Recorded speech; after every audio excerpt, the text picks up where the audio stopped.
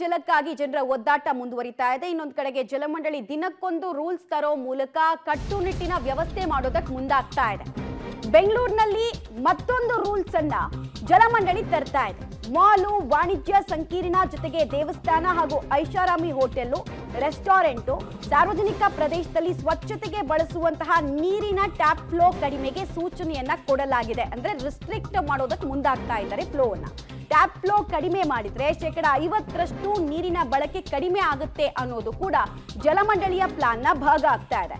ಮಾರುಕಟ್ಟೆಯಲ್ಲಿ ಲಭ್ಯ ಇರುವಂತಹ ಟ್ಯಾಪ್ ಫ್ಲೋ ಸಾಧನವನ್ನ ಬಳಕೆ ಮಾಡುವಂತೆ ವಾಣಿಜ್ಯ ಸಂಕೀರ್ಣಗಳಿಗೆ ಸೇರಿದಂತೆ ಅನೇಕ ಕಟ್ಟಡಗಳಿಗೆ ಈಗಾಗಲೇ ಸೂಚನೆಯನ್ನ ಜಲಮಂಡಳಿ ಕೊಟ್ಟಿರೋದು ಗೊತ್ತಾಗ್ತಾ ಇದೆ. ಅಷ್ಟು ಮಾತ್ರ ಅಲ್ಲ, ಆಪ್ಷನ್ ಅಲ್ಲ, ಇದು ಮ್ಯಾಂಡೇಟ್ರಿ ನೀವು ಯೂಸ್ ಮಾಡಬೇಕು ಫ್ಲೋ ರಿಸ್ಟ್ರಿಕ್ಟರ್ನ ಅಂತ ಜಲಮಂಡಳಿ ಆದೇಶ ಕೊಟ್ಟಿದೆ.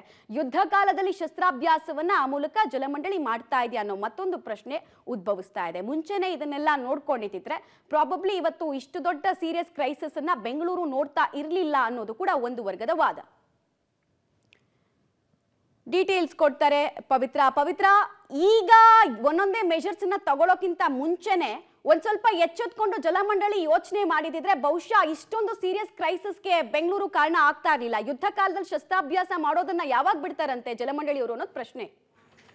ಹೌದು, ಅದೇ ರೀತಿ ಆಗಿದೆ ಇವರ ಪರಿಸ್ಥಿತಿ. ಯಾಕಂದ್ರೆ ಈ ಹಿಂದೆಯೇ ಗೊತ್ತಿತ್ತು, ಸಾಮಾನ್ಯವಾಗಿ ಡಿಸೆಂಬರ್ ತಿಂಗಳಲ್ಲೇ ಅಲರ್ಟ್ ಆಗಬೇಕಾಗಿತ್ತು. ಯಾಕಂದ್ರೆ ಮಳೆಯ ಪ್ರಮಾಣ ತುಂಬಾ ಕಡಿಮೆ ಇತ್ತು. ಈ ಬಾರಿ ತೀವ್ರವಾಗಿರುವಂತಹ ಬರಗಾಲ, ಎಸ್ಪೆಷಲಿ ಬೆಂಗಳೂರಿಗೆ ನೀರಿನ ಕೊರತೆ ಹೆಚ್ಚಾಗುತ್ತೆ ಅನ್ನುವಂಥದ್ದು ಗೊತ್ತಿತ್ತು. ಆದ್ರೆ ಕೊನೆಯ ಕ್ಷಣದಲ್ಲಿ ಒಂದಿಷ್ಟು ರೂಲ್ಸ್ ಗಳನ್ನ ತರೋದಕ್ಕೆ ಹೊರಟಿದ್ದಾರೆ. ಆದ್ರೆ ಅದು ಎಷ್ಟರ ಮಟ್ಟಿಗೆ ಎಫೆಕ್ಟಿವ್ ಆಗುತ್ತೆ ಅನ್ನುವಂಥದ್ದು ಗೊತ್ತಿಲ್ಲ. ಈಗ ಕೊನೆಯ ಕ್ಷಣದಲ್ಲಿ ಈಗ ಮಾಲ್ಗಳಿಗೆ, ದೇವಸ್ಥಾನಗಳಿಗೆ, ಜೊತೆಗೆ ಸಾರ್ವಜನಿಕ ಸ್ಥಳಗಳು ಯಾವುದೆಲ್ಲ ಇರುತ್ತವೋ ಅಲ್ಲೆಲ್ಲವೂ ಕೂಡ ಫ್ಲೋ ರಿಸ್ಟ್ರಿಕ್ಟರ್ನ ಬಳಕೆ ಮಾಡಬೇಕು ನಲ್ಲಿಗಳಿಗೆ ಅನ್ನುವಂತಹ ಸೂಚನೆಯನ್ನು ಕೊಟ್ಟಿದ್ದಾರೆ. ಆ ಮೂಲಕ ಒಂದು 50% ಅಷ್ಟು ನೀರನ್ನ ಸೇವ್ ಮಾಡ್ಬೋದು ನಾರ್ಮಲ್ ಬಳಕೆಗಿಂತ ಅನ್ನುವಂಥದ್ದು ವಾದವಾಗಿದೆ. ಅದರ ಜೊತೆಗೆ ನಾನಾ ರೂಲ್ಸ್ಗಳನ್ನ ಕೂಡ ತಂದಿದ್ದಾರೆ. ಈಗ ಕಟ್ಟಡ ಯಾವುದೇ ಕಟ್ಟಡ ಇದ್ರೂ ಕೂಡ ಅದಕ್ಕೆ ಸಂಸ್ಕೃತ ನೀರನ್ನೇ ಬಳಕೆ ಮಾಡಬೇಕು ಅನ್ನುವಂಥದ್ದು, ಜೊತೆಗೆ ಜನಗಳಿಗೂ ಕೂಡ ಅಷ್ಟೇ ಕಾವೇರಿ ಕುಡಿಯುವ ನೀರನ್ನ ಅಷ್ಟೇ ಬಳಕೆ ಮಾಡಬೇಕು, ಬೇರೆ ಉದ್ದೇಶಗಳಿಗೆ ಬಳಕೆ ಮಾಡುವಂತಿಲ್ಲ, ಮಾಡಿದ್ರೆ ದಂಡ ಪ್ರಯೋಗ, ಈ ರೀತಿಯ ರೂಲ್ಸ್ ಗಳನ್ನ ತಂದಿದ್ದಾರೆ.